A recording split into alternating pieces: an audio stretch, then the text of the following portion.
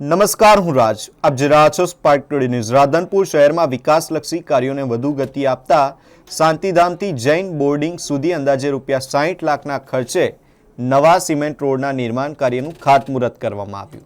આ પ્રસંગે રાધનપુરના ધારાસભ્ય લવિંગજી સોલંકી, નગરપાલિકા પ્રમુખ ભાવનાબેન વિક્રમભાઈ જોશી, બાંધકામ સમિતિના ચેરમેન ગુલામભાઈ ગાંચી, કારોબારી સમિતિના ચેરમેન ડોક્ટર દેવજીભાઈ પટેલ સહિત નગરપાલિકાના હોદ્દેદારો, અધિકારીઓ, ભાજપના આગેવાનો અને સ્થાનિક નાગરિકો મોટી સંખ્યામાં ઉપસ્થિત રહ્યા હતા. મહાનુભાવોએ જણાવ્યું હતું કે વર્ષો સુધી વિકાસથી વંચિત રહેલા રાધનપુર શહેરમાં હવે માર્ગો, પીવાનું પાણી, ગટર અને અન્ય પાયાની સુવિધાઓના અનેક કામો ઝડપભેર પૂર્ણ થઈ રહ્યા છે. નગરપાલિકા અને સ્થાનિક જનપ્રતિનિધિઓના પ્રયાસોથી શહેરના વિકાસને નવી દિશા મળી રહી છે. નવીન સિમેન્ટ રોડ બનવાથી શાંતિધામથી જૈન બોર્ડિંગ સુધીનો માર્ગ વધુ સુવિધાજનક બનશે અને સ્થાનિક રહેવાસીઓને અવરજવરમાં મોટી રાહત મળશે.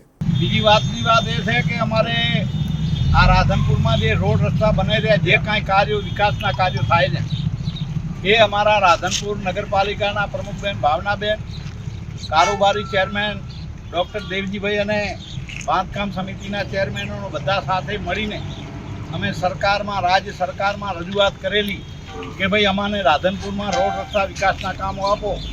એટલે આ નગરપાલિકાની મહેનત અને ધારાસભ્ય તરીકે મેં પણ ખૂબ જ રજૂઆત કરી છે. મારી વાતને એ વેગ આપીને રાજ્ય સરકારે એ કનુભાઈ શહેરી વિકાસ મંત્રીએ આ કામો રજૂ કર્યા છે અને અમે આ નગરપાલિકાના દમ ઉપર આ જાતે પોતે બધા વિકાસના કામો લાવીને એટલે આ કામો કરેલા. કોઈના વાતમાં આવવાનું કે ફળના બનાવે છે, તે બનાવે છે. રાધનપુર નગરપાલિકા અને ધારાસભ્ય તરીકે અમે બધા સાથે મળીને સંગઠનના માણસો, એ કોર્પોરેટરો, પ્રમુખશ્રીઓ, કારોબારી બધા સાથે મળીને આ કાર્ય કરી રહ્યા. બોલો ભારત માતા કી જય.